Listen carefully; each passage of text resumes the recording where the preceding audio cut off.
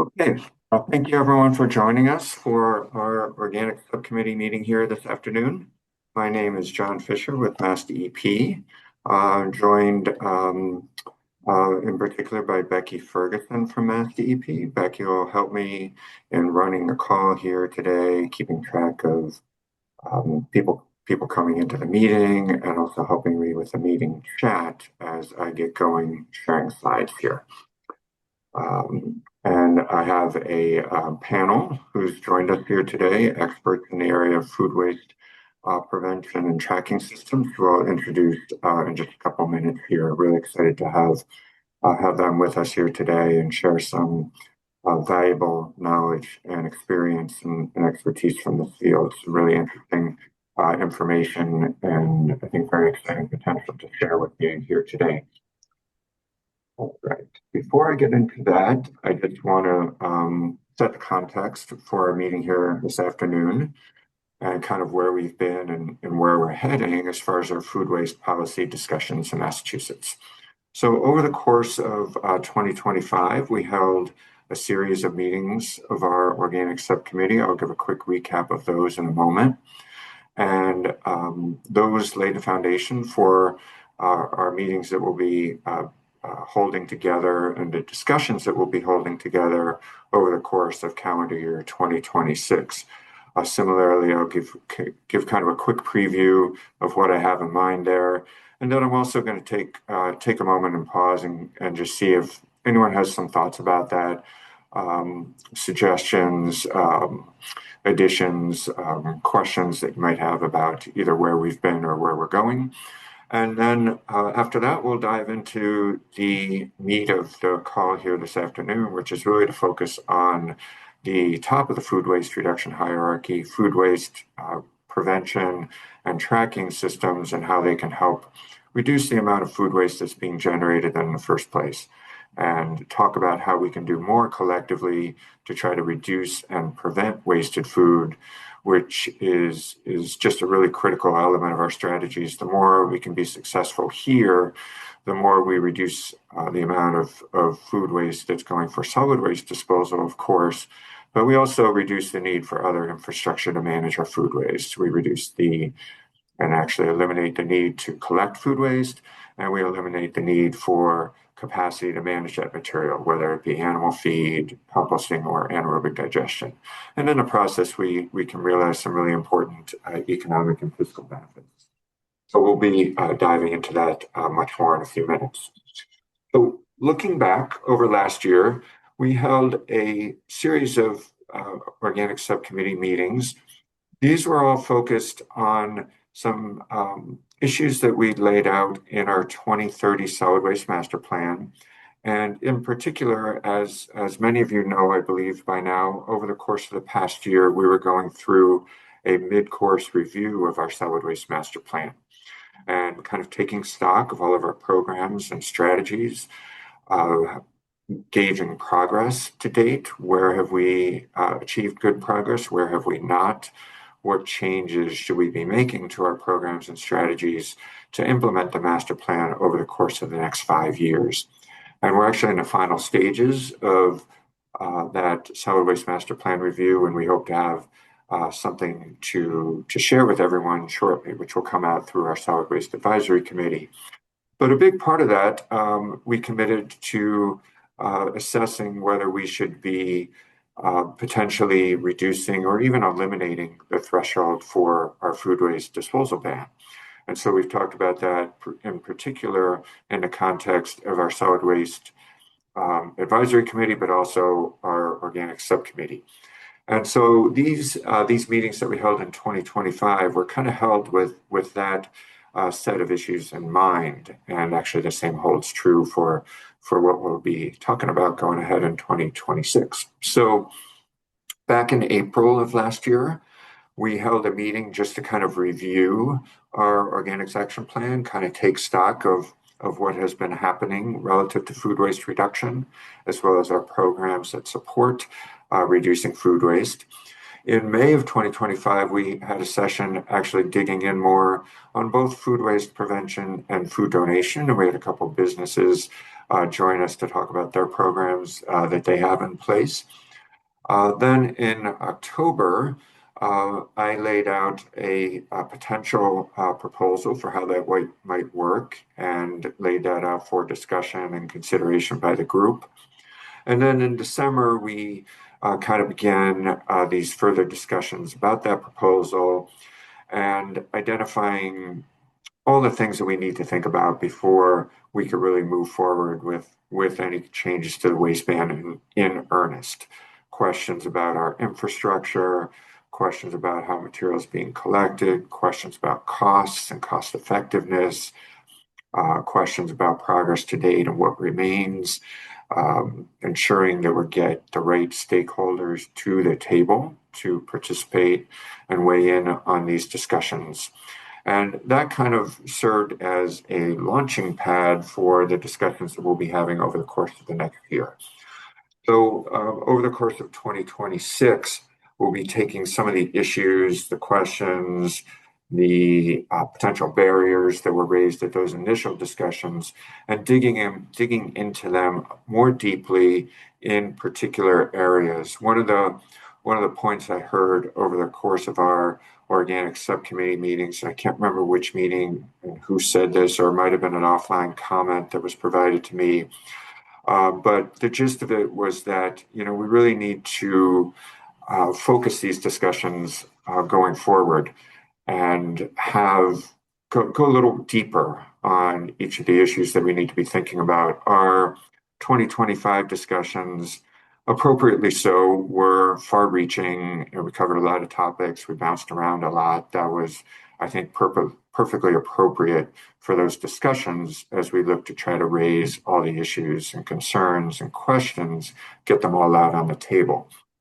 But going forward, we felt that we really needed to have a little bit more focused kind of planning and strategic type discussions about kind of each of the major components of our food waste reduction system and what would need to happen to facilitate greater progress. And this could be with or without an expanded food waste disposal ban.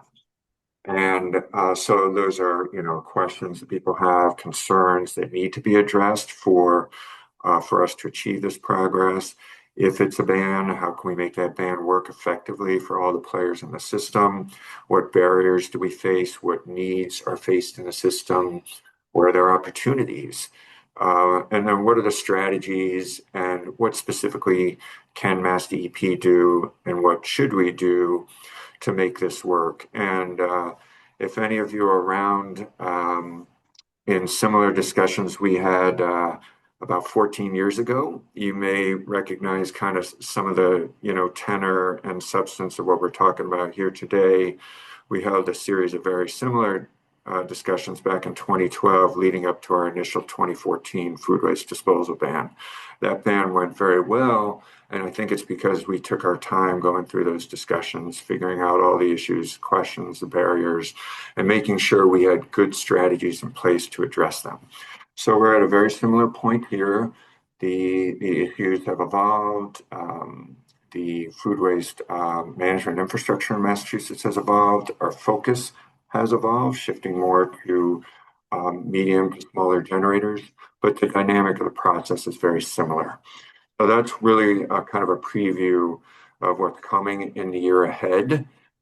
One of the particular areas that we've thought about, and this is coming from our own internal planning, but also what I've taken away from our discussions in 2025, is that these are at least some of the issues that we need to be digging into over the course of the next year. These may not be all the issues. We may need to carve out some other meetings on other issues, and we'll certainly do that as appropriate. The first one we're going to be talking about here today, food waste prevention and reducing wasted food at the source. We also believe we have more gains we can make when it comes to food donation and rescue.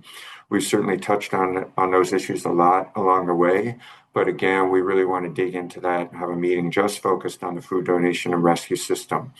And all of these meetings, by the way, I'm thinking about similar approaches where we bring some of the key players relative to these parts of the system forward in some sort of panel along these lines that we have here today. It may not be, not necessarily every meeting is going to be structured exactly the same way, but we want to really bring some of the people with who play the most relevant roles relative to each of these sets of issues, bring them forward, get their input, allow people the chance not just to ask us questions at MassDEP, but also to ask questions of some of the major players in each of these parts of the system. So food donation and rescue, our management capacity and infrastructure beyond the upper stages of the hierarchy, and it could be all sorts of things.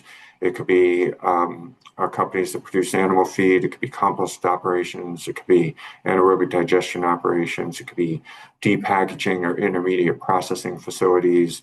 It could be on-site systems. All of these different potential ways of managing the food that does wind up as food waste.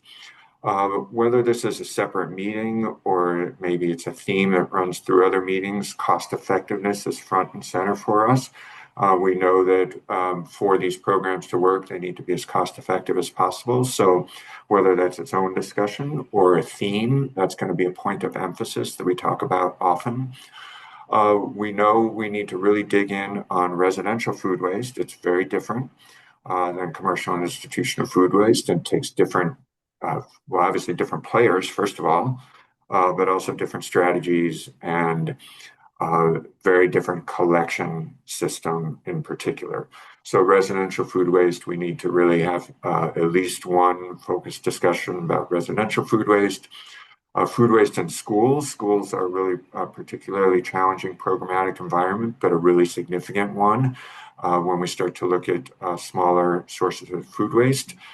And then at the end of all this, whether it's these meetings or different meetings, we need to take all this together and come up with a revised organics action plan that's going to lay out a strategic framework that pulls all of these actions together into a coherent, comprehensive, across the board strategy. So that's some of the issues that we've been thinking about. And I want to take a minute to pause here and get any initial reactions that people have about this set of issues, about this process in general. Any questions you might have for me at this point, or any suggestions or comments you have, either agreement or disagreement, if there's issues that you think we've missed in this admittedly short list of issues. We can certainly raise those at any point during the process, but I'd love to get as many issues as possible flagged early so we can ensure that we're preparing for those properly. And then just one more note about these issues and the meetings. My expectation is that we hold meetings and perhaps maybe every 6 to 8 weeks. The reason I'm not committing to a specific set of meeting dates is because I want to ensure that we have the time both to absorb the prior meeting and then prepare for the next one. I also don't want to get too far ahead of myself setting an agenda that may change and evolve as we go. So I don't want to, sit here today, January 21st, and lay out a schedule for like 8 meetings for the year that ultimately may not make sense in 2-3 months. So we're going to be taking it as it goes. You can expect regular, frequent meetings. I would say they're going to touch on these issues at least. It may not be a one meeting, for each set of issues. Some meetings may deserve more discussion and may require more discussion. And while we're talking about a 9 to 12 month time period for this process, that's not set in stone. As I alluded to a second ago, we know we got to get this right. And it's more important that we get it right then get these discussions completed by a specific date. So we're going to take the time we need to get these issues right, to make sure we've identified all the issues, make sure we've engaged with all the key stakeholders. That's always been an important part of what we do with this work, and bring it all together again into a comprehensive, really synergistic set of strategies. So we'll stop there and open it up for any questions or comments that anyone may have. John, I think it's a great list. I wonder, as I'm thinking about it, you mentioned the ban, and you're 12, 14 years past the initial discussion. So it's great that you're coming around again with so much knowledge at this point. I just wonder whether there's also an opportunity, since, Massachusetts enacted its original work, you've had the French law, you've had SB 1383, you've had other states kind of follow both of them in implementing some of their plans. I just wonder whether it's a session for everyone here or whether it's a session for you separately, whether you might want to pull together 3 or 4 leaders from, maybe someone from France, someone from California, someone from New Jersey and Michigan, Washington, DEP, to have a session kind of focused on what's worked and what have been, kind of the same thing. A lot of the things we're talking about today, what's worked and what barriers and problems have come up to overcome might be helpful for the learning process. Yeah, definitely. I think that's a good suggestion. I will note that MassDEP, as far as Northeast states and food waste programs in the Northeast U.S., we do participate in 2 regional interstate organizations, our Northeast Recycling Council and the Northeast Waste Management Officials Association, NERC, and NUMOA, respectively. And in particular, I'm actually the chair of a NUMOA work group on food waste. So we do spend time talking amongst Northeast states in particular, just because we have a network of Northeast states and have a lot of discussions about each other's approaches or for food waste, which more and more now involve a ban, disposal ban in some shape or form. Those are interesting discussions. Different states, for different reasons, take different approaches. But I would agree there's good opportunity to compare notes and share experiences with other jurisdictions. So certainly we'll take that session and engage on that. Phil, looks like Phil Goddard, you have your hand up. Hello, can you hear me? Yes. Okay, great. I support that last speaker and the 2 in the comment section on quality control, such as maybe getting those what are they called, PLU labels, the PFAS laden plastic labels off of food, and having the state maybe get involved. So I'll repeat some of the themes you've heard me at these meetings, but I think your approach is good to break these out into deeper discussions offline or you're in sessions, maybe work groups or whatever, because there's a lot of work to do here. Obviously, my main one I'll focus on is management capacity infrastructure. I think a couple items under that you can break out subcategories would be permitting, local, state, just have all that listed. Kind of, I think you really need to flow chart the whole process, what it would take for someone at this size facility, different types of technology. Just do a real flow chart, get everybody at the DEP level all the way through the process. And again, use the mindset. You are a developer wanting to do this. What would you need to get done from the DEP? And then kind of reverse engineer it so that there aren't any last minute unexpected, oh, we should have done this. We need to promulgate that. Financing. So any grant programs from the state collectively and federal that may be available that you're aware of, other financing with other departments within the state, such as the Department of Agricultural Resources. If you can coalesce that for developers, guide them through it, help them with it. Who is going to do the development? So presumably this is going to be municipal or private sector. However, I think there is an opportunity for the state to have a role here, a couple of ways. One is providing land. Um, to reach out to your, again, your other departments, such as Department of Conservation and Recreation, Department of Agricultural Resources, other, DCAM we've talked about. Are there areas that they have area, land that you could lease, in a state forest, 3 acres that they could have, and you get the carbon from the forest. We need sites, sites, sites, sites. So, the state could lease something.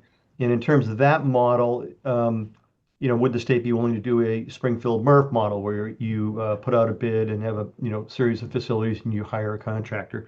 A couple of other things, and I'll wrap up. Um, what have been the factors that led to the closure of 50,000 tons a year of compost capacity that's come offline? You need to understand, the SWOT analysis, so-called strengths, weaknesses, opportunities, threats, to the people that you're counting on to develop this. Both in the rural sections of the state and then in the urban, what works better in urban, what works, is going to, as you mentioned, I think before, a combination of things could be, some AD for the dirtier materials and some compost here and there. So you really need to understand the success model for how this is going to get done, because largely it's going to be other than the state that's going to do this, unless something momentum gets picked up within the state. But I really think it would be fascinating to understand what DAR and DCR might have available that we don't know about. If you've done a survey or state schools, at one point back in the day, you were looking at an AD facility at UMass Amherst. What are these opportunities within the state school system to maybe do a facility on their own property under some sort of special permit? So I throw all that out there. I mean, now you can see how we go into deep dive, but I really believe that this is fundamental to the success of the program. If we don't have a plan to how we're going to get there, and as the other speaker mentioned, learning from other states, every state's different. We're not Vermont, we're not California, Napa Valley, where they have San Francisco has a complete control through flow control with a one bid contract, and they go over to Napa Valley. That's a completely different scenario. We don't have that. So I've spoken it up. I think you get the point. So I really would think that one would be one you'd want to expand on and invite the current operators, as I mentioned before, like Second Nature and Black Earth, and the several others are on the call probably, into maybe a work group or workshop on that. So thank you for listening. Appreciate it. Thank you, Phil. Sorry about the extra window there. I thought I'd close my email before. I was just trying to close stuff up here. So sorry about that.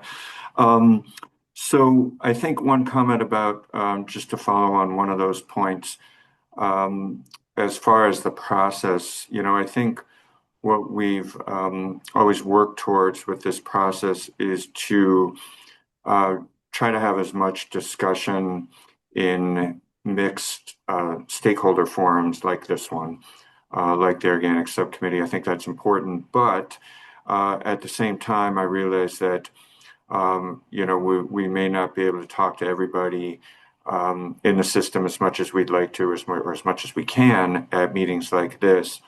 So we've also kind of always had the mindset when we're going through this type of policy development that we're pretty much open to talking to anybody anytime. And just as an example, it was really kind of a meeting planning activity, but spend time talking with Karen and Steve and Gina, who you'll hear more from in a minute, kind of about food waste prevention. And so I do expect to have some side conversations, discussions with food rescue and donation organizations and so forth. So, I'm certainly open to side discussions along the way, as long as that's all feeding in through the subcommittee, and ultimately that the same information is ultimately being shared with everyone. Okay, I see Craig Coker's comment, steps MassDEP can take to stimulate market demand for compost or compost-based soil blends. Okay. And then also Vanessa's comment about compost quality and preventing contamination. Yes, that's certainly an issue that has come up that we've been concerned about. Getting good, clean streams going to composting in particular is really important. And Deb Darby, I see your comment about consistent use of terms. Okay. And then Phil, your recap comment. Got it. Okay. Anything else at this point?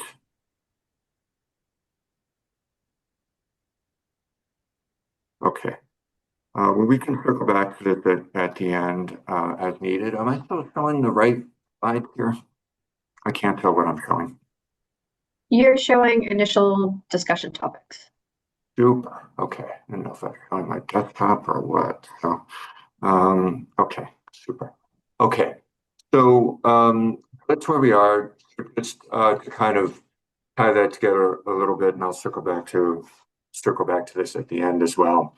So we'll be, planning additional meeting dates as we go. Like I said, I don't want to schedule either specific meeting dates or the topics too far in advance because, with the dates, I'm not sure we'll be ready for the topics we want on the dates we want.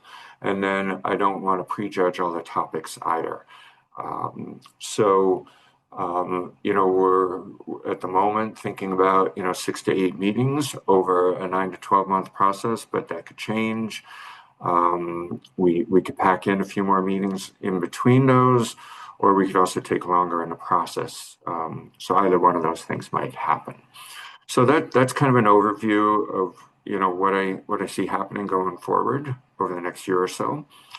We're going to be, if it's not apparent, we're going to be busy. We'll be spending a lot of time talking about food waste.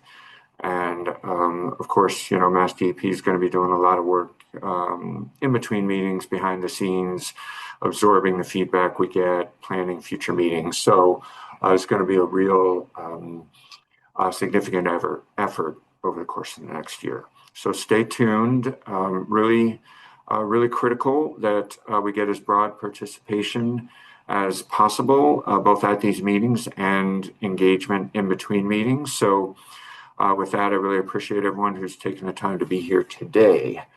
And with that, I'm going to shift gears. So we have 3 practitioners here when it comes to food waste tracking and prevention systems. And I'm going to I'll briefly introduce each of them, and then I'll turn to each of them to give a brief overview of their company and their systems before we go into our discussion period. But Steve Finn is with LeanPath. We have Karen Franzik with Food. That's PHOOD, Food. And then Gina Sears with Winnow. So I'll be going just to start alphabetical order by company here. So I have slides from each company. Hopefully this will continue to work with me advancing the slides. And I will turn next to Steve to tell you a little bit about LeanPath. Great, thanks, John. Are you calling up the slides, or I don't see them? It's showing for me. Are they up there? I believe so, yes. Oh, well, for some reason I'm not seeing them, so I must have screwed up my view. Okay, well, assuming you're on the title slide there. Hi, everyone. Yes. Stephen Finn, VP of Sustainability and Public Affairs at LeanPath. Just a few brief comments on our company, because we'd love to join the panel discussion here. Our mission is to make food waste prevention everyday practice in the world's kitchens. Our vision is to ensure a sustainable future for all by eliminating global food waste.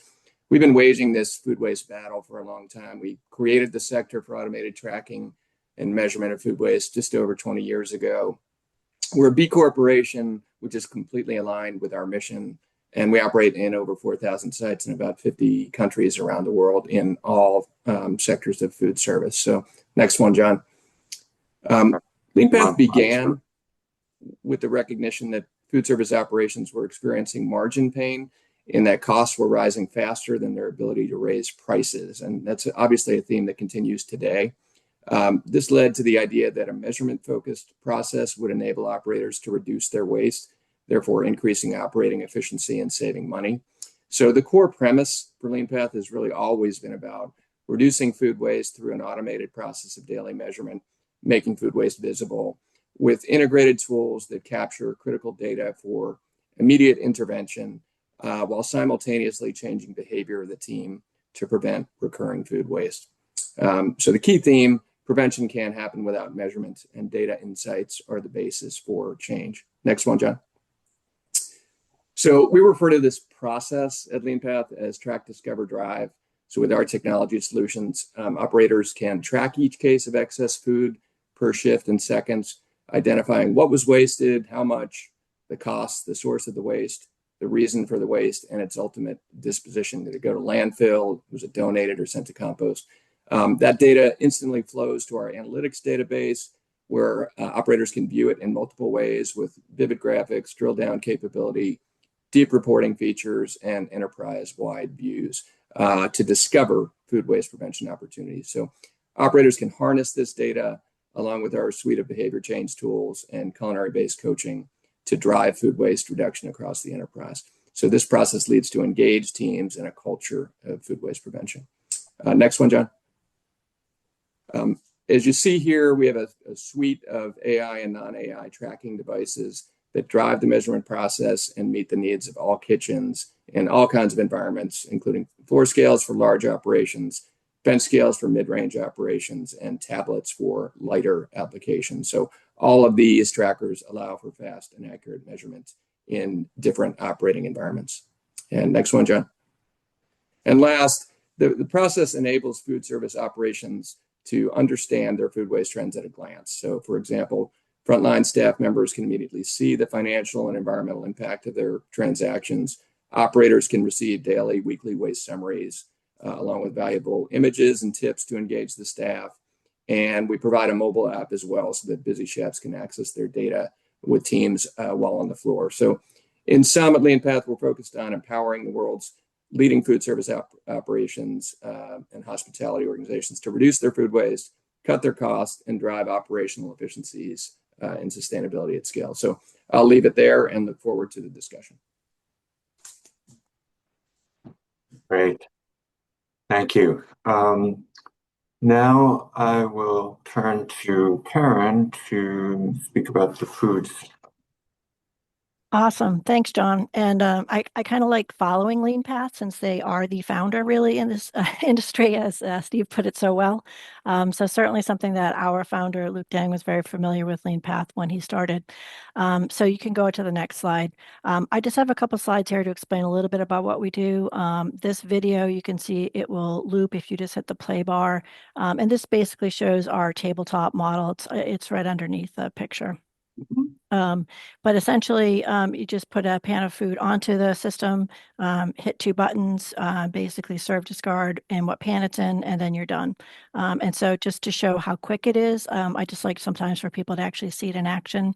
And essentially, we view it as wanting to track food from the beginning to the end. So we want people to see what is being served and then what is being discarded. So while we do consider ourselves a food waste tracking company, we really have pivoted a little more to describing ourselves, as I'm sure actually Steve and Gina do as well, as operational efficiency and overall profitability, because that's what a lot of businesses are looking at for how it works. And so this just shows you it's a couple of quick seconds. It's 6 seconds on average for this particular system.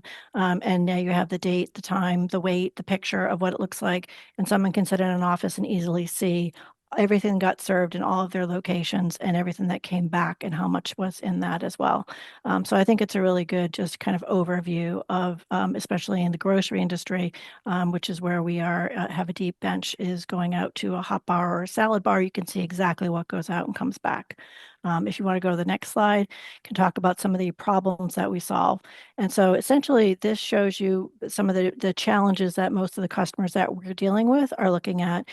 We've been in a lot of different areas, but really grocery has been our depth, corporate dining, and now quick service restaurants and fast casual is where we find ourselves focusing a lot these days.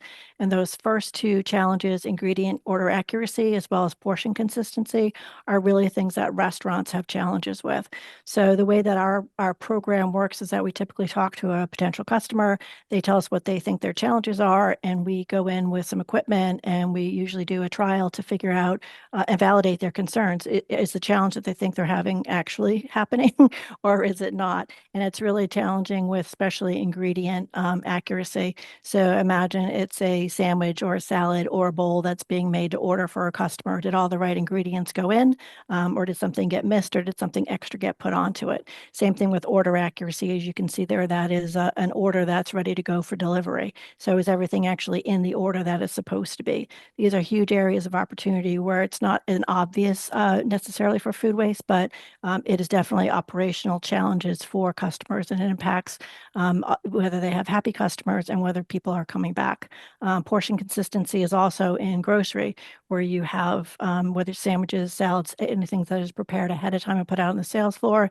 It could be in bakery and cakes, pastries, those sorts of things. And that also speaks to under and overweight items. So there's a certain spec. And if you're putting too much frosting on a cake and too many berries, then all of a sudden your food costs go up and your margin isn't there. And that's kind of what we focus on, as well as the waste tracking and the detailed analytics and reporting. If you go to the last slide, it's just going to show you the three primary systems that we have. We have our tabletop model, the FoodX, our floor model. Oh, it doesn't look like it lined up quite right there, but that's okay. The floor model is the Food XL, and then our vision is our what we call our eye in the sky, and that's basically a camera that's over a workstation that is looking at that sandwich, salad, whatever, as it's being made. So that's kind of where we've pivoted a little bit to look at the operational efficiency, particularly in a lot of restaurants, which are looking for these types of solutions. So I think that's a good overview. Great. Okay. Thank you, Karen. Yeah, I wasn't sure the slides would translate perfectly, so sorry about that. Okay. Next, I will turn to Tina to introduce Winnow. Great. Thanks, John. And hi, everyone. And good to be in great company, I think, with Steve and Karen. I think, as Karen alluded to, you'll see some synergies between kind of the food waste tracking element and reporting element that all of our companies take part in. So we'll just provide kind of a quick overview of Winnow as a company today and sort of our flagship technology. If you go ahead and move ahead, John, thank you. So just quickly to highlight kind of where we are today. So we are a global company. We're in about 90 countries, a little bit more operationally, with sort of offices located in the key regions of the world as well. We're in about 3,000 locations today, supporting various time zones, languages, different cultures, et cetera. And we work in kind of hospitality as a whole. So you can sort of see the various brands that we work with, all in kind of quick service retail, contract food service, hotels and resorts, even casinos and cruise ships on the very large side. So really spent the past kind of 13 years or so in business, just innovating our product and making sure that it's fit for purpose for these various environments. And if we move ahead, I think I have a photo of our system. First and foremost, obviously, our mission is to save the hospitality industry on food waste, but also in food costs as well. So we kind of just hit a recent milestone of saving our customers $100 million in food costs per year, on track to reach our goal of $1 billion per year moving forward. And all of that comes down to just making sure that our technology is easy to implement, so easy to use in the kitchen. Our approach toward food waste reduction and coaching is easy to adopt, and then obviously making the data as actionable as possible so that it's easy for our customers to save as well. And then moving forward, please. And then primarily highlighting our flagship technology that is AI-driven. It's called Vision AI. This is what we typically put in medium or large size kitchens. We do have various packages as well, some that are hardware-free, kind of software only, that are for smaller food service operations. But focusing on our flagship today, essentially what we provide is the floor scale that you see underneath whatever food waste bin is already used in the kitchen today. So they just place it on top of our scale, and then a wall-mounted kind of stainless steel box up top. So that has a tablet and a camera. And then if you click into the next slide, the video I think should just play automatically, John. Thank you. So I'll just kind of talk through what you're seeing here as it's happening, but super easy to use. The artificial intelligence in the system really does all the work for the team. So they're just purely scraping their food waste into their kind of large floor bin as they normally would. And we're capturing the weight and a photo of that food waste automatically. So then the AI kind of goes to work from there, looking at those images in the bin of each new layer of food waste and then identifying what that item is, and oftentimes why it was thrown away. So differentiating between inventory spoilage, so those single ingredients, trimmings waste, and then overproduction as well. So essentially a touchless experience for the staff. There's a few options on the screen there if they want to further interact with the screen, but it's not required. They can essentially what we call throw and go. So they're too busy to kind of interact with the screen further. They can just walk away after they see that the AI has categorized the waste. And then if we move to the next slide, please. And then just to wrap up, so obviously capturing food waste and measuring it with the Winnow system in real time in the kitchen is kind of the first half of Winnow, and then the second half is about the data output. So again, similar to the other companies here today, really focusing on kind of actionable reports. We provide automated reports via email to various folks in the organization that want just kind of a quick snapshot on a weekly or daily basis. And then we supplement that with access to our online dashboard as well. So that's something that they can really drill into, set various filters, select different dates depending on what they're looking for in the data. And they have access to all of the food waste photos as well if they need a little bit of kind of extra visual evidence there of what's going into the bin. And then final slide, I think, is just showing kind of our progression of food waste reduction, which I think we'll talk about a little bit more as far as kind of the averages that we see. But we always start with what we call our baseline period. So you can kind of see on the left there, food waste at sort of 100% or kind of pre-Winnow waste levels. We always start with that initial measurement, of course, so that we can kind of track our progress over time. So we provide coaching, we start activating the reports after that initial baseline period. And again, I'll kind of save the rest for later as we talk a bit more about the average reduction that we typically see. Thanks, John. Great. Thank you. Okay. So what I'd like to do, I just have a few questions that I'm going to ask our panelists. And I have three questions in particular. And I'll run through those and then we'll kind of open it up to everybody for any other questions. But the first one I think is a really important one as we talk about the potential benefits of these systems. So what are the typical reductions that your customers see, recognizing that there's going to be a range, of course, and what are the typical payback periods for food waste prevention systems? And why don't we go reverse order here? So why don't we start with Gina? Sure. Thanks, John. So yeah, in kind of the various sectors that I mentioned that we work with, we usually see anywhere from, I would say, 30 to 70% reduction on average.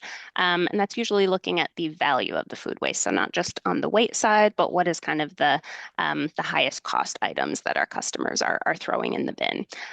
So that range is quite big. So it really depends on kind of the style and the volume of food service. So for example, customers that use Winnow that have very large buffets, that's a pretty easy kind of targeted type of food service that we can work on reducing that overproduction. So all-inclusive resorts or universities, as an example, they're likely to have more opportunity for reduction on the higher side of the range that I mentioned. And then when we look at more a la carte or higher end dining, for example, that reduction range comes down just a little bit, but we try to get a little more creative when it comes to reducing. So better inventory and kind of purchasing practices, or even looking at trimmings utilization.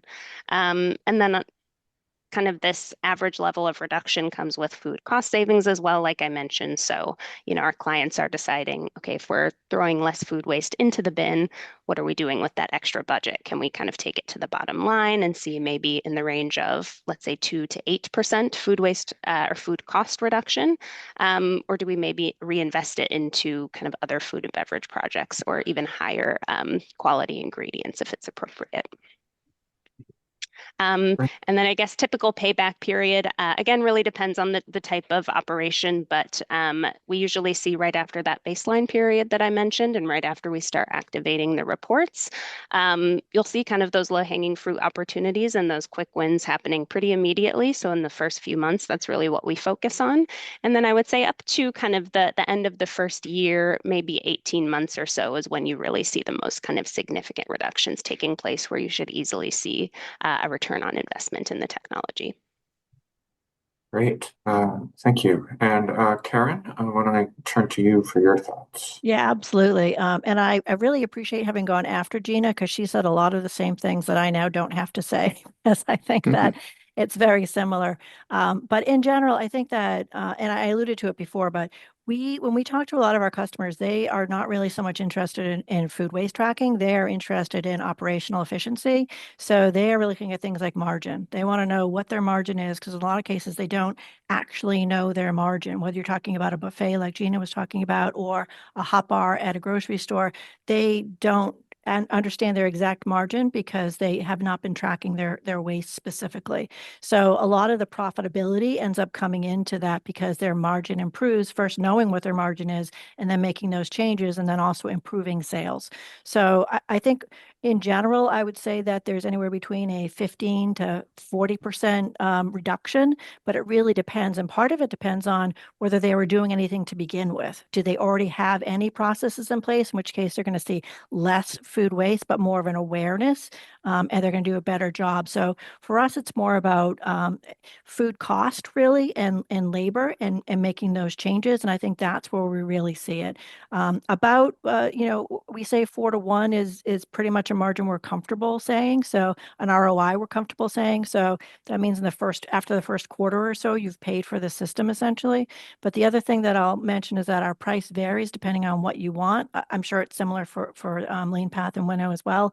And so it depends. We try to make sure the pricing matches what you actually have for volume, for use, for complexity of what the reporting is that you want. So I think those are factors people might not think about, but it definitely makes a difference knowing that it's not just like one price, that's it, everybody pays it. It's much more of a, what do you actually need? And let's customize it to what you need and make sure that it's working for you. Great, thank you.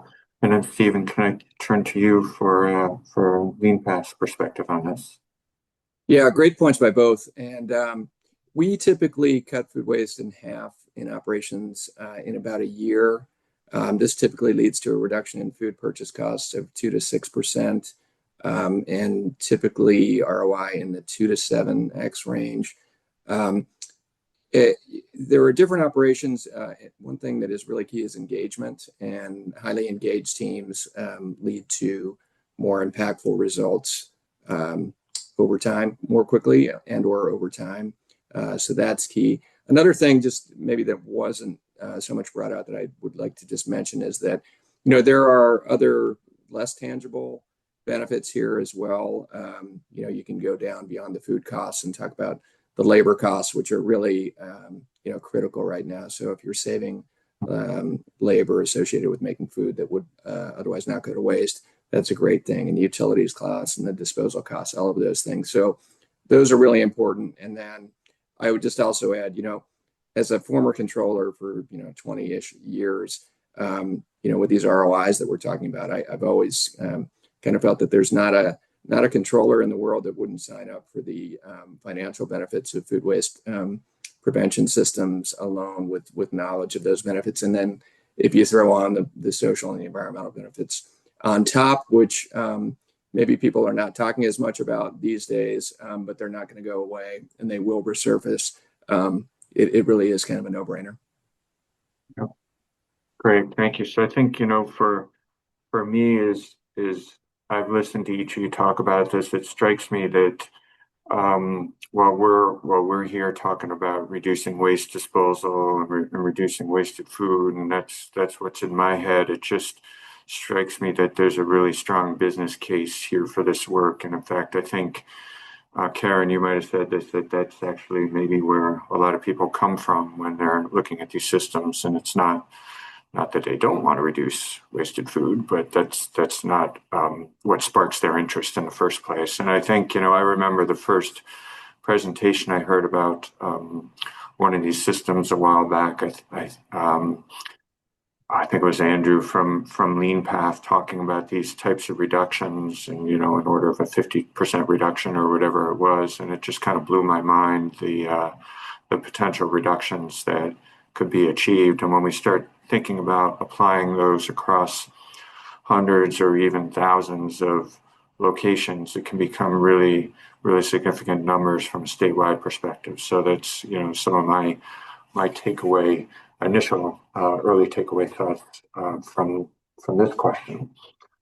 My second one, and this is one that you've I think each kind of alluded to a little bit in your comments in terms of different business sectors, but this is something that's very interesting to us as we think about shifting our focus and potentially focusing on maybe smaller entities.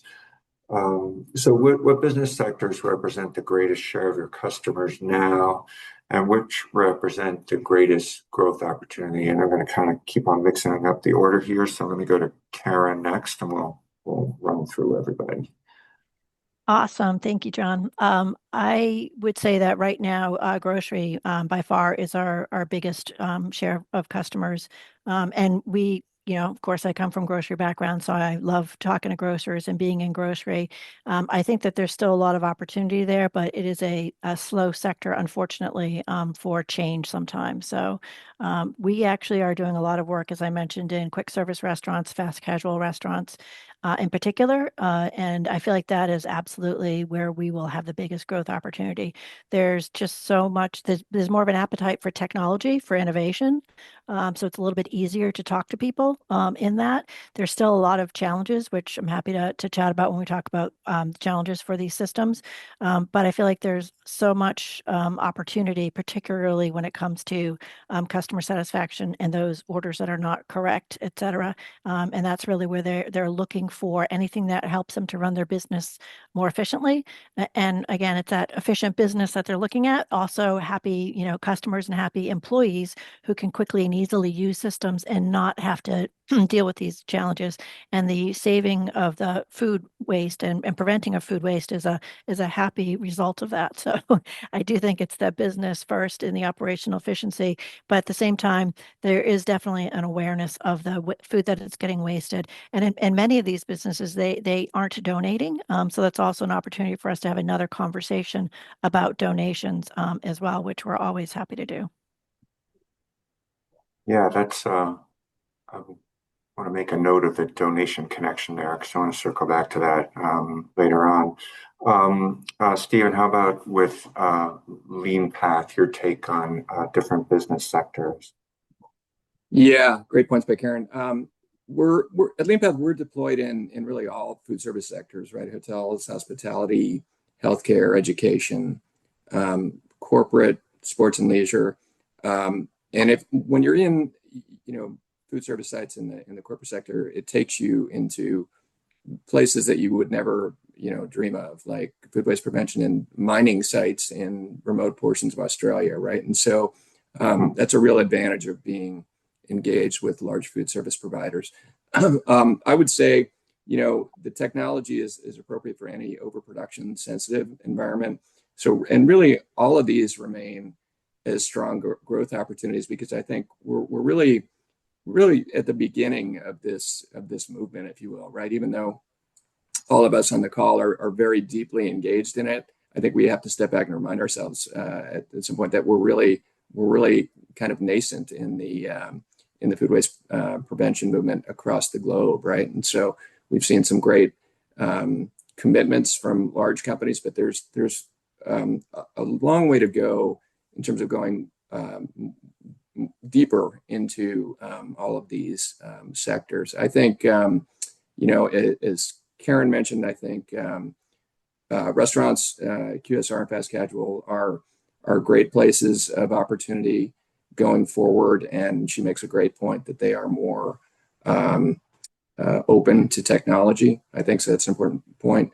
I think in the education sector, going down a level, I think public schools was on your initial question list, John, are an opportunity area, and especially valuable is making that point of connection with students who are the next generation of change makers, right? So I think those are important. I think retail is important, and a source of great opportunity, given that we operate in this culture of abundance here, right? And so all of those fresh food aspects of retail, are great opportunity areas to move up and kind of move away from the current maybe diversion focus that is employed with them, and shift up to a more prevention mindset. And I just throw sports and leisure out too as another opportunity area, and large stadiums as well. So lots of opportunity in different sectors.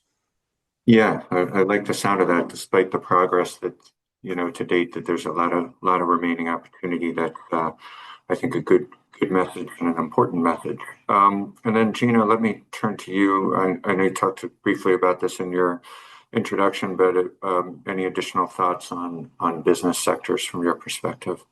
Sure. Yeah, and definitely aligned with both Karen and Steve on kind of all the points made, especially Steve, are kind of being a little bit more behind our regional counterparts here in the Americas. There's definitely lots of kind of further potential for growth in this area, especially in the U.S. kind of specifically. So speaking from that's the region that I work in. So even though we're a global company, so kind of looking here, but I guess across the board, I mean, hotels have been consistently been a pretty strong market for us.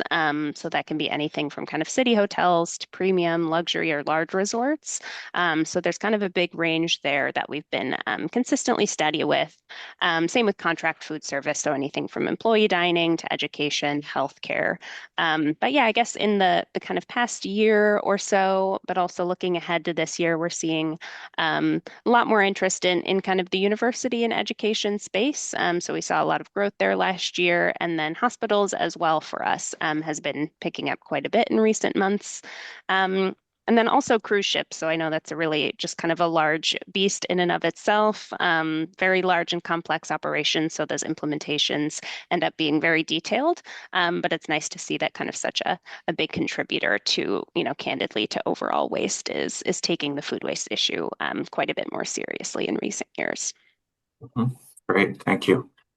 And I could ask the three of you questions all day here, but I'm going to go through one more from me, kind of continuing this forward-looking trend, which is, what are the barriers to increase use of food waste prevention systems, and how can these be addressed? Let me start with Stephen this time.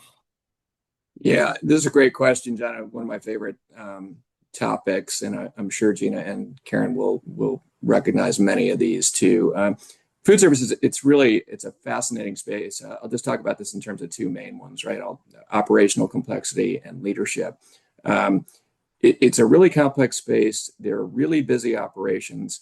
And so just right from the start, it can be difficult to kind of get into the mind space of food service operators to engage actively in what you're bringing to them, despite these great ROIs that we're talking about. But in operations, there are space and process constraints, there are labor constraints, there are language constraints, there's a lack of understanding of the value proposition. And so all of those things are big right from the start. And then, one of the really fascinating ones that we talk about a lot is there's also kind of this tactical operating paradigm, right? Which is food service operations often waste food as a means of managing risk, right? We all know, and we hear the expression that no food service operator ever wants to run out of food, right? And as my colleague Andrew once said early on to me, that food service is the only operation where he knows where you can get fired 3 times a day, breakfast, lunch, and dinner, right? And so no one wants to run out of food. And so to hedge against that, we overproduce. And as a result, we waste a lot of food, right? And so that's a very deeply entrenched operating paradigm, and it's very tactical in nature, right? And so to move away from that and the supporting structures in place is difficult, and we have a lot of work to do in that regard.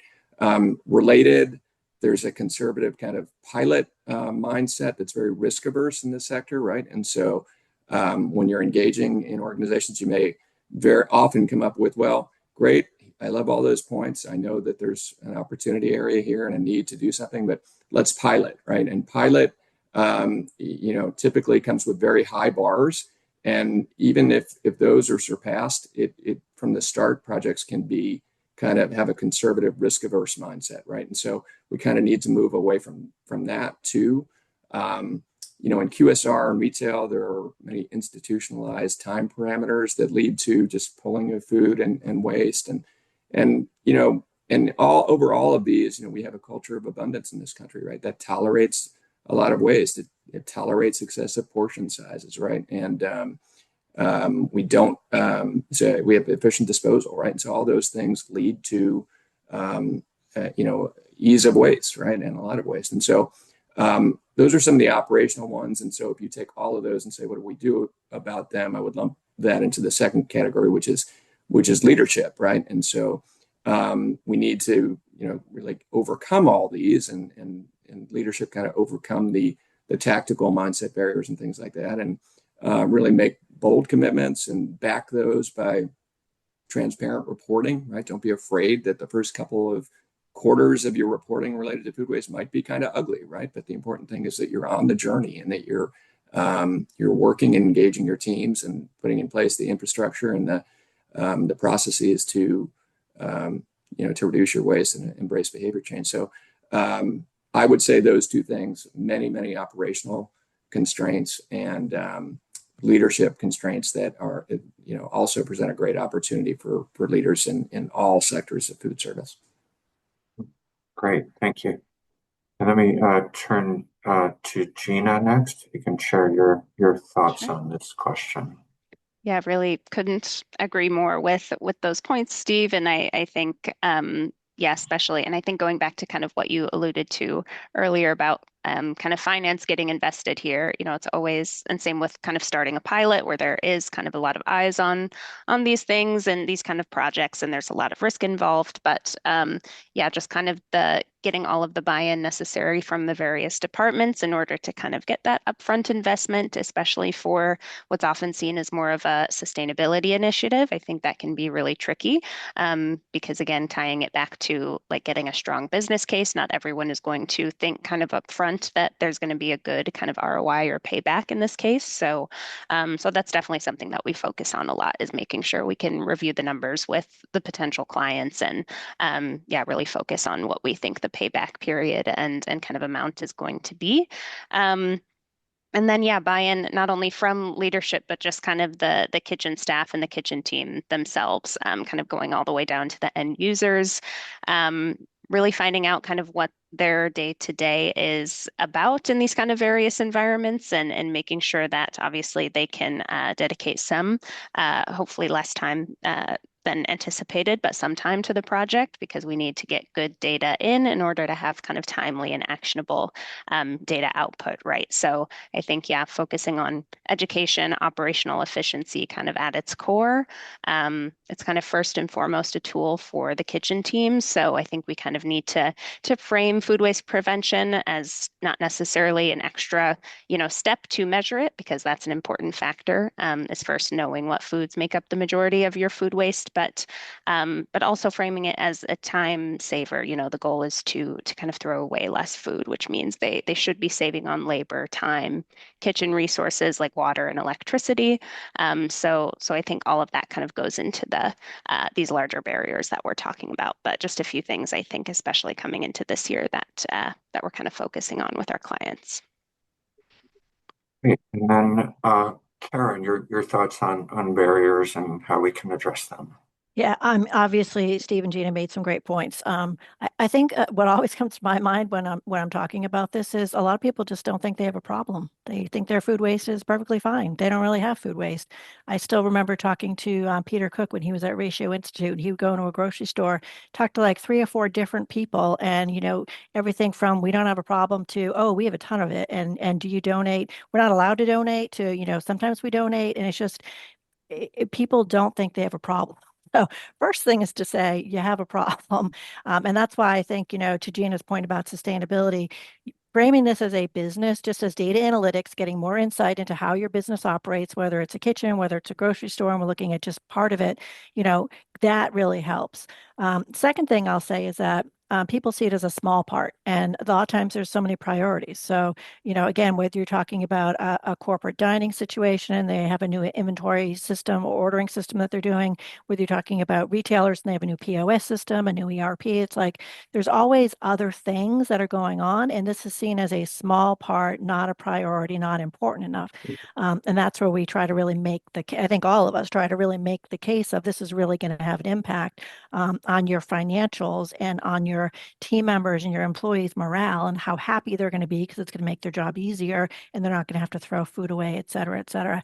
And then I think the last thing that we're finding, particularly in those two realms in which we work, which is the restaurant space and the grocery space, there's so many other tech providers and the systems don't talk to each other. So even though we have a great dashboard and we have great systems, if it doesn't talk to their POS or their ERP or anything else, they're like, okay, another system that I have to manage and more input that I have to take. So one of the things we've been trying to focus on as a solution is to integrate with other tech partners so that we can provide one solution so that it doesn't become a matter of all these different programs that you have to manage and tech that doesn't talk to each other. So I think going back to one of Steve's points earlier about the ROI and everything and kind of that CFO or some of the higher corporate positions, if you can come in and say, we integrate with everything and we're going to make everything talk to each other and be easier, that's going to be a lot more getting the buy-in, as Gina was saying, from the right people, because they're going to be like, oh, maybe we should look at this. So I think you have to start with, yes, you have a problem. And then how can we help and make it better for everybody at your business? And then how can we actually make it all talk to each other? So I think those are the couple of points that I would add on. Right. And so I got the gist at this point, but can you just clarify a couple of the acronyms? You mentioned POS and ERP. Yeah, so the POS is the register system. So it's when you go through the retail, it's any of the register systems. It's point of sales, and ERP is the enterprise system. So it's essentially everything that's running the back end of everything, especially all the accounting and everything. They all need to talk to each other. Got it. Yeah, sorry, I try not to use acronyms, but occasionally. Yeah, same here, but I always lapse into them. I got to the point, but just want to clarify those terms. Okay.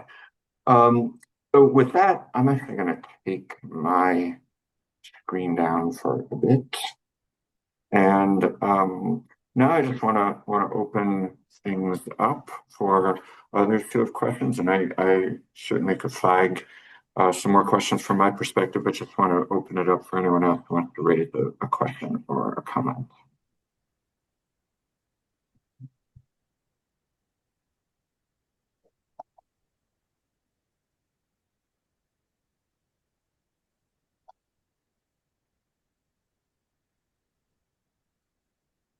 I I'll have go a with question. one. I have a Oh, sorry. question. Good. Go for it. Have any of you noticed when you're working in an area, particularly with the smaller restaurants, any clustering effects? Like if you go into a neighborhood or go and working in a restaurant in a certain area, other ones are willing to adopt it as well. Have you noticed any of those kinds of trends when you're working in a specific geographic area?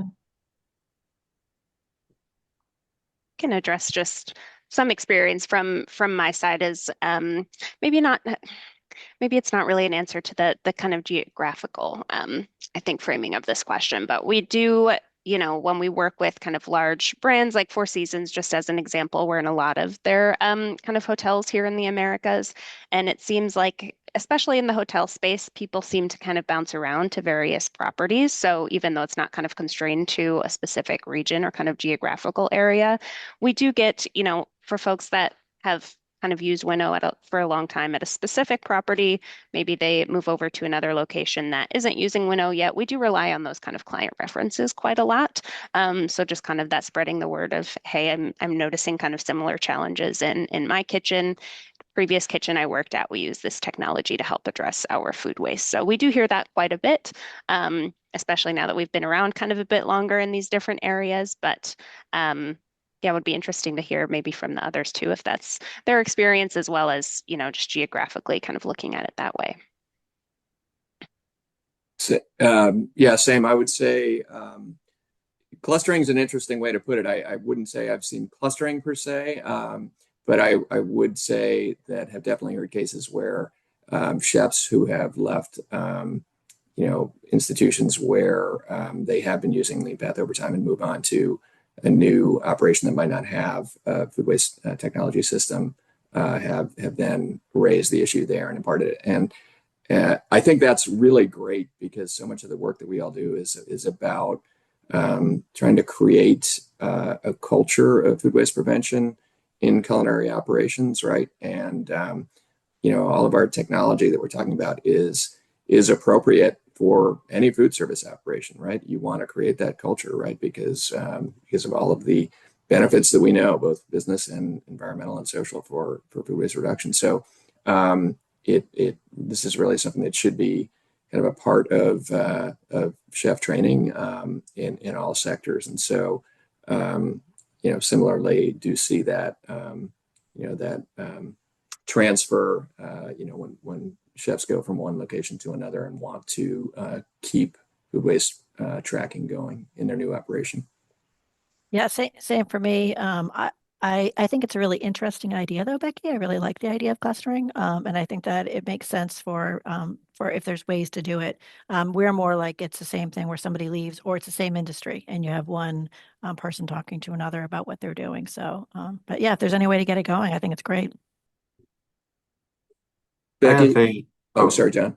Yeah, Becky, I would just add, Steve, I was going to ask a slightly different question, so go ahead. Yep. I would just say we speak a lot in terms of enterprise reporting. And so when you have an organization that has multiple sites, to get to I'm just kind of honing in on your word choice there for a second.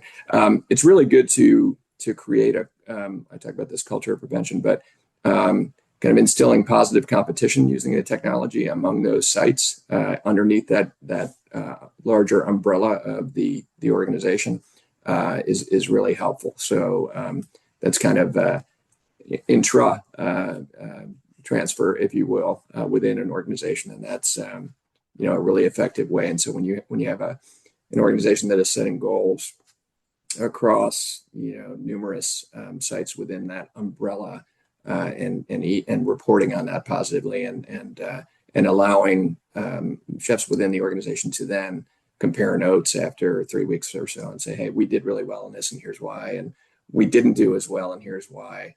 That's a really, it's kind of internal benchmarking that you can create through the technology. And so I think it's really important. I see one question in the chat here from Kathy Merza with MassDEP. Any experience with K through 12 schools, particularly in Massachusetts or New England? Would love to hear about impacts and learning from them.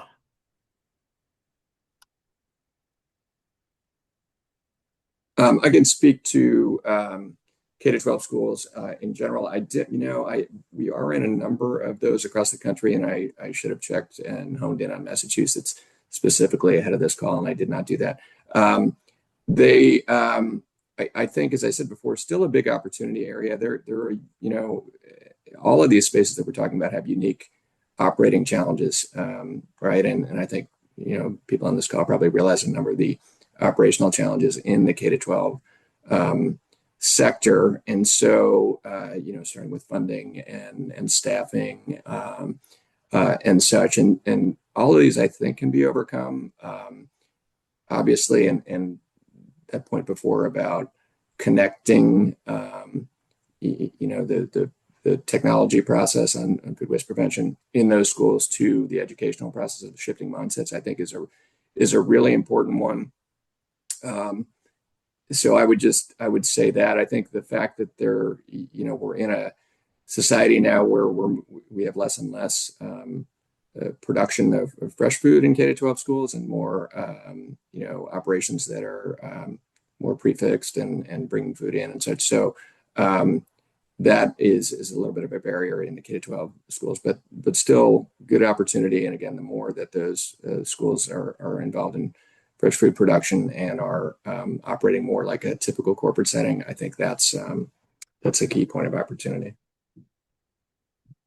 I have a little bit of a follow-up on that. One thing that when we think about what MassDEP can do and what are the levers we have, one is the ability to deliver grants to public entities, whether those be, local governments or public or, local school districts or regional school districts or even state colleges and universities. We have, certain abilities to deliver funds to those organizations. And I know your service models and pricing models can vary differently for different sectors. I don't want to go into like specific pricing or anything like that, but just conceptually, what do you think about the potential for, paying for some sort of upfront cost of a system? Is that a viable, meaningful approach for, thinking of public sector entities in particular?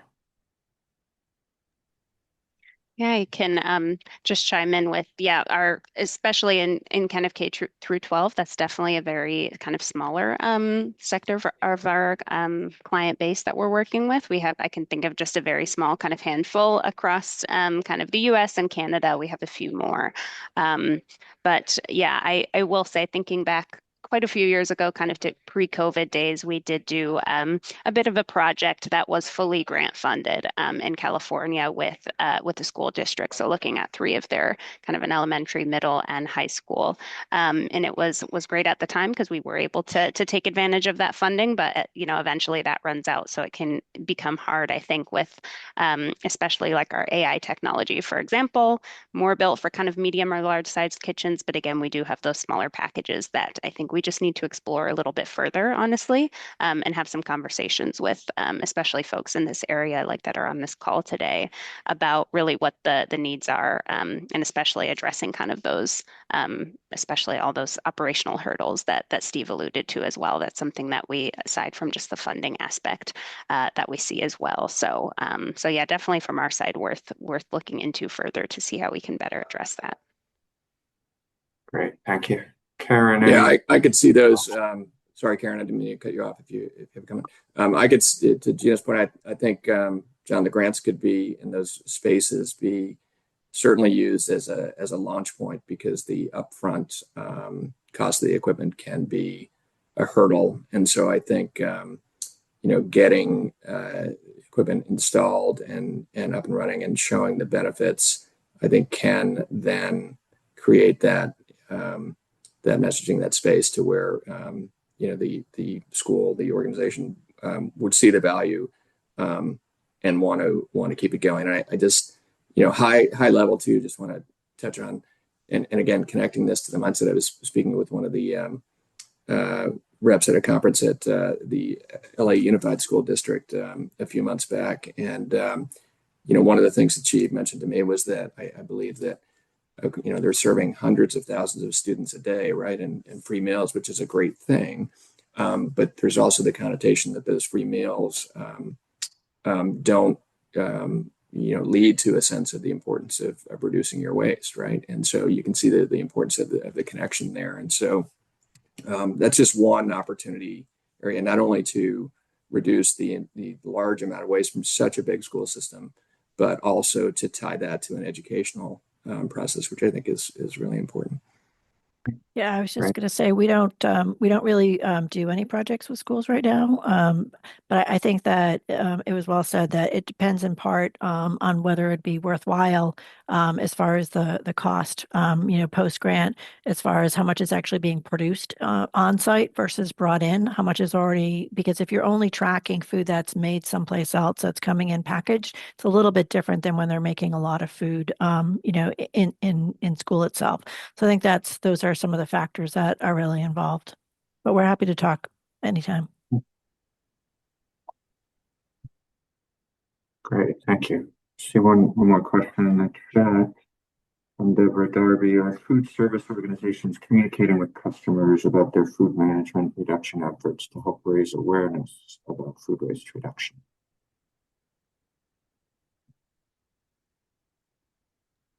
Yeah, I think we see this quite a lot. I think especially coming from some of the like larger brands, especially hotels that we work with, it's definitely something that they kind of want to. I think it took a while to get to this point, and there's still kind of work to be done. But I think they're definitely proud to kind of show off their progress and sort of their, be kind of a leader in the hospitality industry when it comes to these kind of initiatives.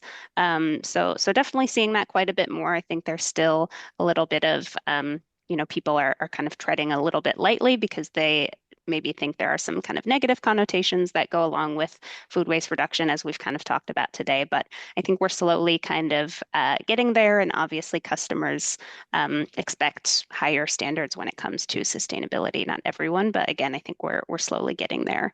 And then in the operations like universities, schools, and like staff dining that we work with, it's a really easy kind of connection to make. That is a little bit low. It's risky for, say, a hotel kind of communicating with their customer versus a university communicating with their student. It's a little bit of a different kind of situation there, but we do see that a lot, that they're very interested in putting some communications and marketing out there about the progress and the work that they're doing. Yeah, I would add same, very similar. We are certainly seeing that among several of our clients, and again, I think it's a big leadership opportunity for all organizations, especially large food service providers, right? Who are serving tens of millions of meals across the planet every day, and can speak to those efforts. I think also, as Gina mentioned, we're definitely seeing this in the CNU space as well, and with organizations, with colleges, universities, kind of engaging their students with online messaging or with plate waste campaigns, which I think is really important too. And one last point, as Karen mentioned earlier, I do think this engagement piece is really important, not only with patrons, right? If you're implementing plate waste reduction technology, that gives food service providers an opportunity not only to be really holistic, full circle in their waste reduction efforts, not only right in the back of the house, but also imparting the importance of this theme of food waste reduction to their clients, whether they're students or patrons in a corporate setting, that can then go home and, as we know, start thinking about addressing food waste reduction at the largest, the greatest percentage piece of the pie, which is consumer food waste, right? And so I think that's really important, and all this messaging, I think, as Karen said, I think important in that workers in food service operations do not want to see food being discarded unnecessarily, right? And don't want to many of the or those individuals are know that the value of that food, and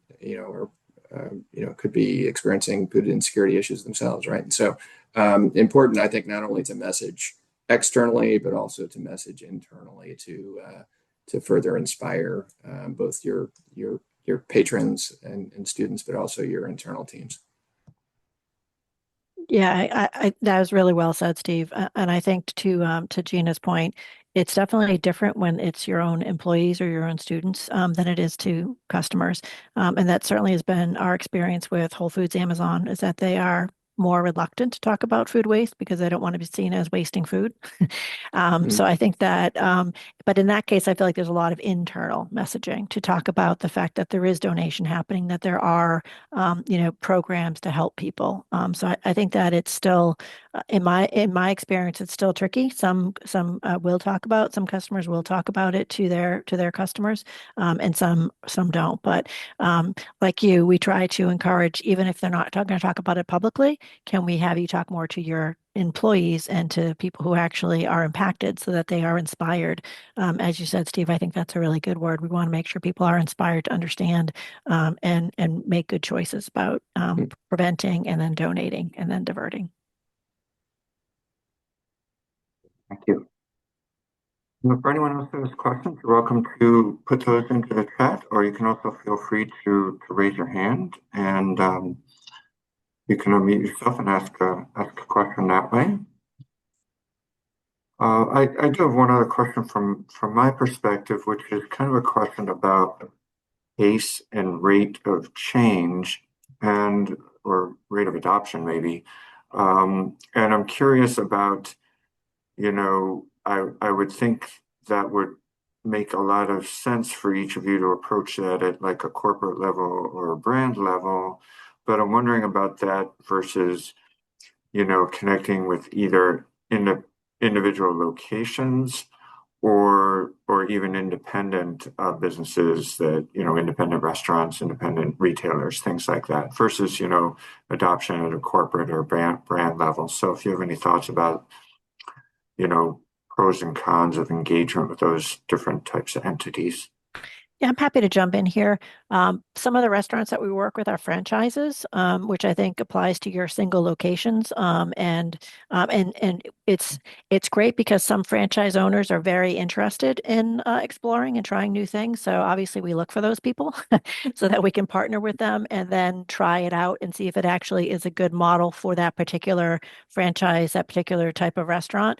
And then it can split. They can share it with other folks, including corporate. And have it adopted across a wider range. So I think that it's actually a great strategy to do that. Same thing with some of the larger grocers, that own multiple different banners. It's really good sometimes to talk to individual banners because they might be more interested in something and doing experimenting. And I think going back to something Gina said earlier, sustainability sometimes can be a really nice way in because you have people who are like, oh, this is really cool. Let me see how I can get this in. And then sometimes you can find your way in and then get to the other stakeholders. So I think something that I've heard both Steve and Gina say that's also true for food is that we gear our training materials and just even our talking materials and our dashboards and all of our reporting to all different levels. So we try to have things for people who are actually working in the system so that they understand the actual impact of what they did yesterday and last week.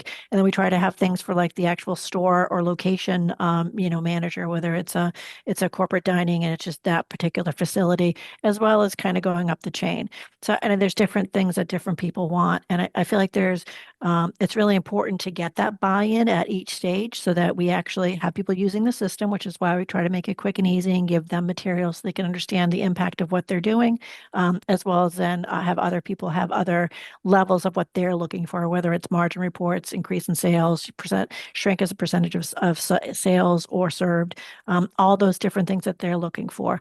But finding people who are willing to take a chance and who are kind of curious and maybe even tech motivated. They're people who want to see new tech and try new tech. Because again, we have computer vision, AI in our systems. Those are the people that we really want to try to connect with, because it's that great connection between sustainability, between tech, and between innovation, where people really want to try different things and understand some of the reasoning behind it. And it's easier if we don't have to explain all the benefits of reducing food waste, but we're happy to do that as well. And that just kind of is part of the natural conversation. But I think to your point, John, it's great to have both those individual locations and kind of be able to start there as well as sometimes going to the top. Both strategies can work depending on who it is. Yeah, great points, Karen. I would say, John, where I think you might have started to go to a little bit. It's certainly easier to advance with a customer who has a global commitment, right? And so if one of your clients has a commitment to SDG 12.3, right, and is committed to cutting their food waste in half by 2025 or 2028 or 2030 even, that typically leads to kind of a mandate, if that's the right word, across the organization to adopt technology to get there, right? And so that helps to expand more quickly, and on occasion you will receive, I don't know if one-off is the right way to say it, but more independent standalone organizations that will want to engage, and that's great, and that happens, and we're happy to engage with them. To Karen's point about having different tiers and operations that are suitable, products that are suitable for all. So really any and all. I think the scale of organizations that make big commitments is very helpful to increase the rate and the pace of change and adoption, if you will. How about you, Gina? Anything further? I think they said it very well, honestly. No, Okay. I think they, yeah, covered all those points and agreed. It can, it's a lot easier, like Steve said, to kind of when you have that buy-in already from kind of leadership at the top level or the brand level, it does make it a bit easier. There's still, and then your kind of struggles are navigating, okay, at the site level, what kind of hurdles do we have to address? So definitely goes both ways, but agreed that it's easier when we can kind of start from the top down and kind of build that engagement from starting with leadership, so that they can really kind of highlight the importance to the rest of their team members in the organization. Right. This is an interesting question in the chat, which probably goes outside of your scope, and we may need to think about a different discussion topic to address this. But I'm curious your thoughts. Do any of the speakers have tips for educating residents about food waste prevention, which I know is not where your products and systems are focused, but perhaps you have some insight from the work that you've done that might perhaps translate into how to work with residents to reduce food waste at the household level. A very good question. And I think, yeah, it's a bit out of at least my wheelhouse personally, but I think just something that I can call on as examples of what I have heard from some of our just end users in the kitchen that I think, like, I believe you mentioned, Steve, earlier, like some of the people that we work with that work in these large commercial kitchens, they might themselves be experiencing food insecurity at home. So there's kind of that side of it that it does have an impact when they can see that the organization that they work for clearly takes this seriously. But on the other side of it, have heard just a handful of users that we work with on a frequent basis just kind of come to us and say, like, maybe they aren't food insecure at home, but that it has opened their eyes a little bit more, just in their family and kind of preparing meals at home, that they are a little bit more conscious of it at home too. So I think there's a bit of a trickle effect, maybe not super directly. It's kind of just anecdotally what I've heard from some of our chefs and our clients, but yeah, I think there's definitely a little bit of that trickle down effect happening there. Yeah, I was going to say, I don't have anything specific either, but I think that in general, educating people about food waste in general is good for them to just kind of understand the scope of what happens and what the options are. We would do things like smart shopping lists, planning your meals ahead so you don't buy too much. I mean, there's a lot of this stuff you can do. Obviously, not everyone's going to be able to compost at home, but having people understand just the financial impact. I've seen some really great campaigns that have been done in the past about, the cost of that extra, gallon of milk or whatever that you have. I love the Don't Waste Milk. They had those campaigns. I can't remember what it was now. It's like 10 years ago or whatever, which were great.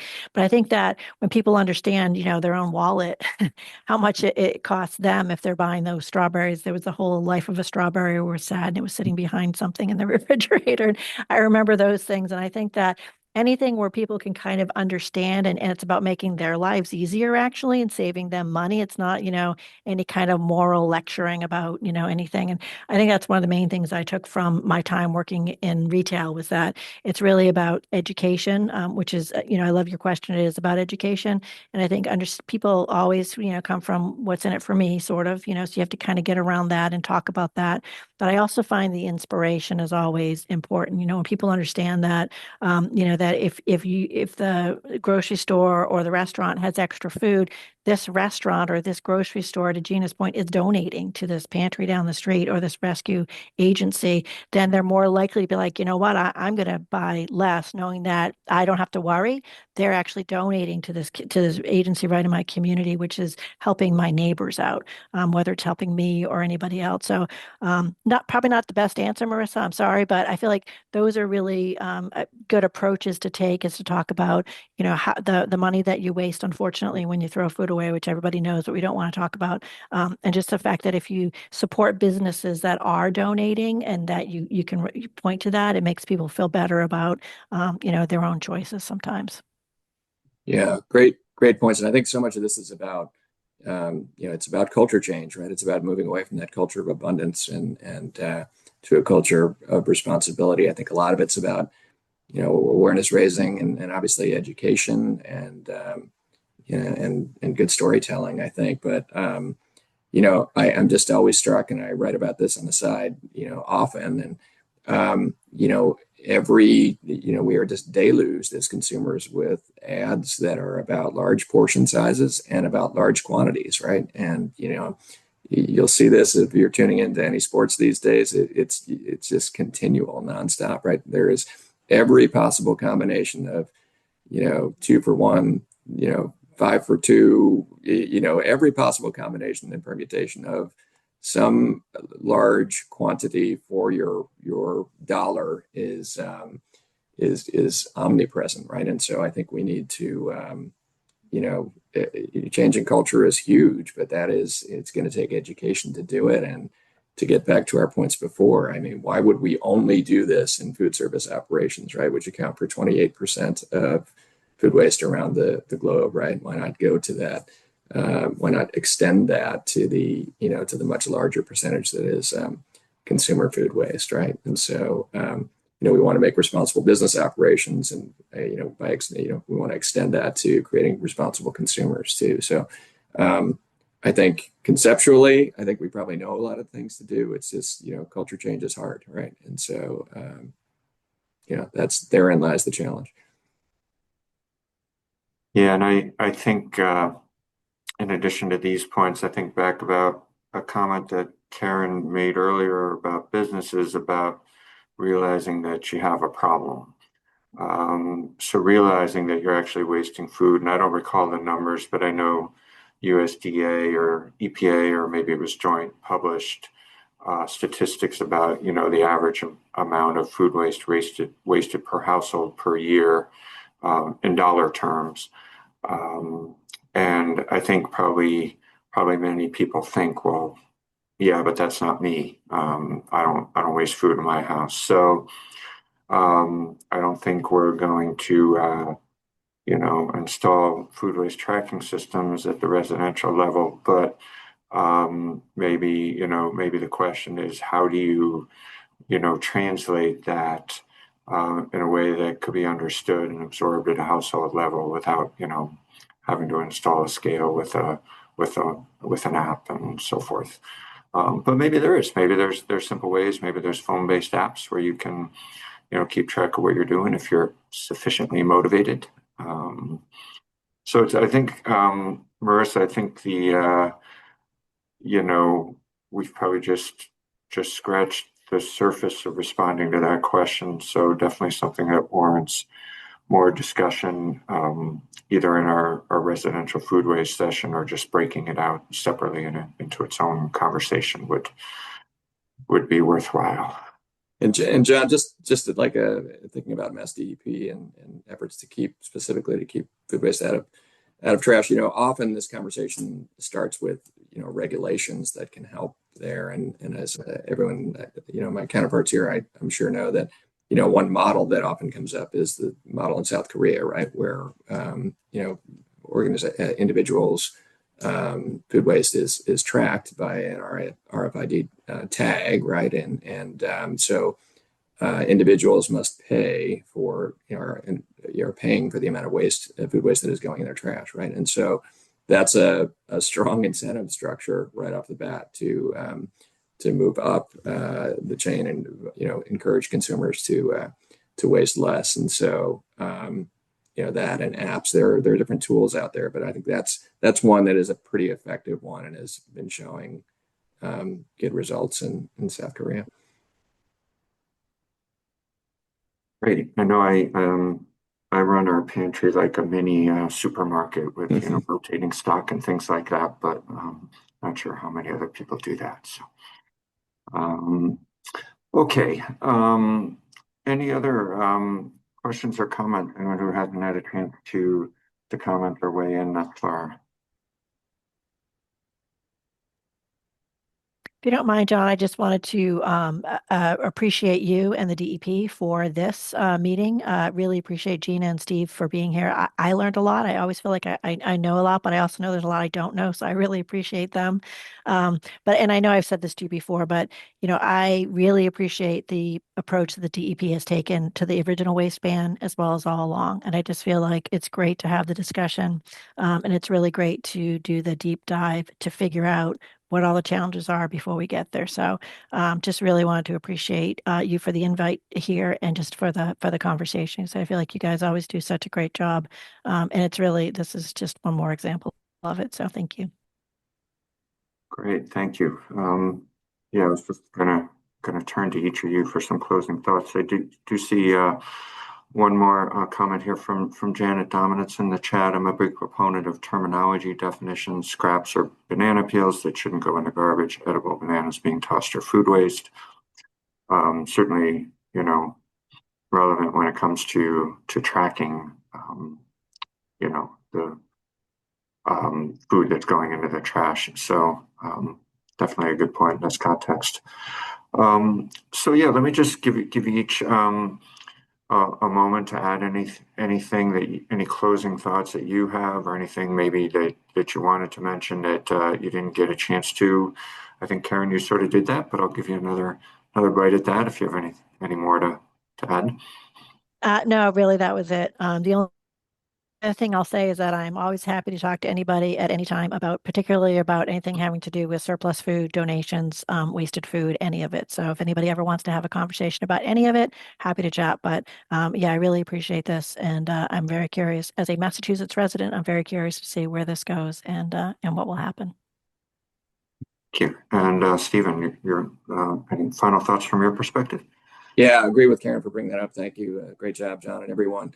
I appreciate that comment because I don't know if others feel the same way, but I despise the word scraps and always have. I think it is demeaning to the space. I think, Doug Rao once said at a conference, nobody wants an extra plate of food waste, right? And so it's tough to use the term food waste when that is the common term, and we'll continue to use that. But I've always remembered that in terms of, actively looking for switching to the appropriate terminology in the space that you're in, and I much prefer to talk about excess edible food, because this I think we all need to move away from the scraps and waste concept and think more in terms of food as a resource, right? And and that opens up the it's why it's so important to move to the top of the scale, right, and talk about prevention, right? But in our operations to be talking about full service approaches where we're leading with prevention,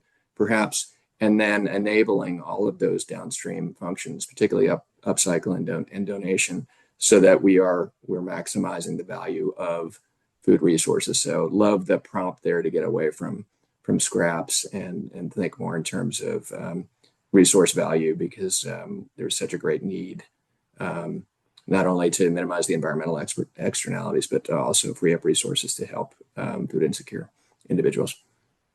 Yeah, and just one more thought about that. I think each of you talk about not just quantities of food in pounds, but also value of food, right? That's something that you consistently track. So it's not just pounds, it's also how much the value of that food. Okay, Gina, any closing thoughts from your perspective? Yeah, really just echoing the same sentiments from Karen and Steve, and thanks so much, John, for pulling this together. I agree with Karen. This is just a great platform overall that I'm hoping that over the course of this year we'll kind of see more of from other states, of course, and other kind of geographical regions. And I think it ties into, a lot of what we talked about today is around education and just kind of having an open platform for these kind of discussions, which is exactly what we're doing here today. So yeah, really appreciate the opportunity to participate today, and just looking forward to hearing more over time about kind of the progress the rest of this year. Great, thank you. And I do see one more follow-up comment in the chat.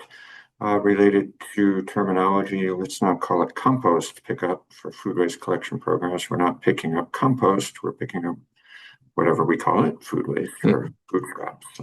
That is true. Okay, I am going to bounce back to my slides for just one moment here.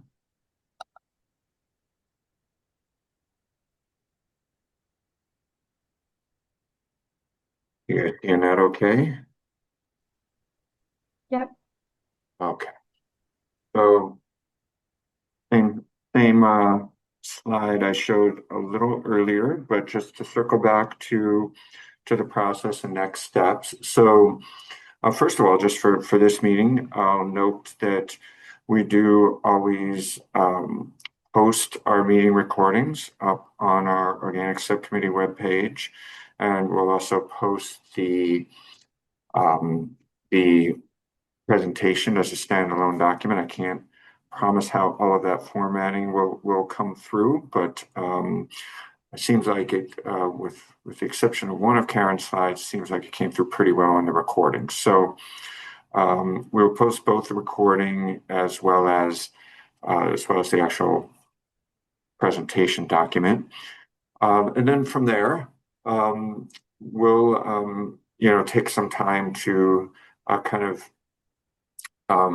go through that again from our perspective, listen back on what we heard today, give this some more thought, think about how we can pull some information and guidance, some recommendations from our discussion here today that we can carry forward as we work on our program planning.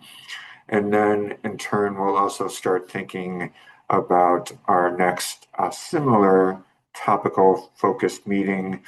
My initial thought at this point is to, at least for now, to stick with the food waste hierarchy or the food scale approach, which would mean that our next discussion would focus on food rescue and donation programs. That's my thinking at the moment.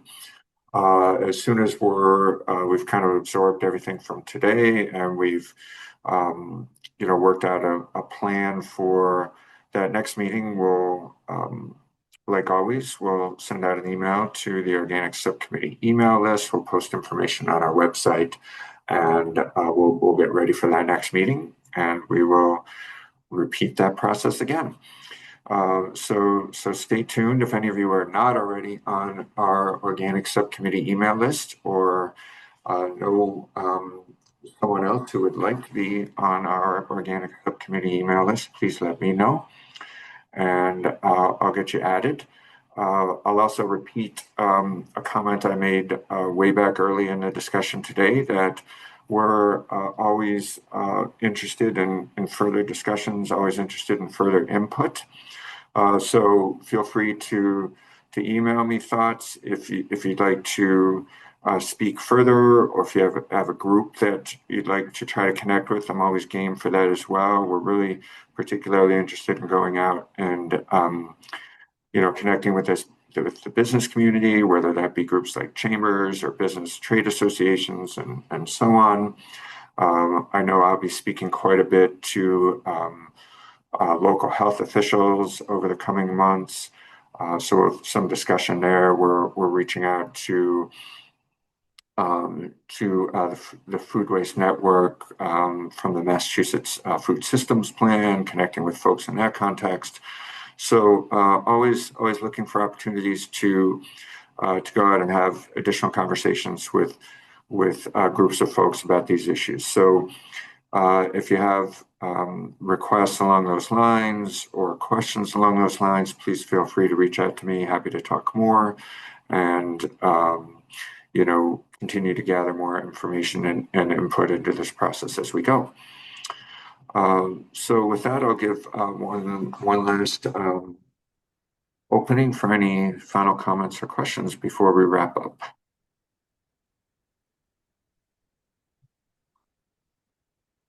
Okay, Becky, anything I'm missing? I don't see that from the vantage point.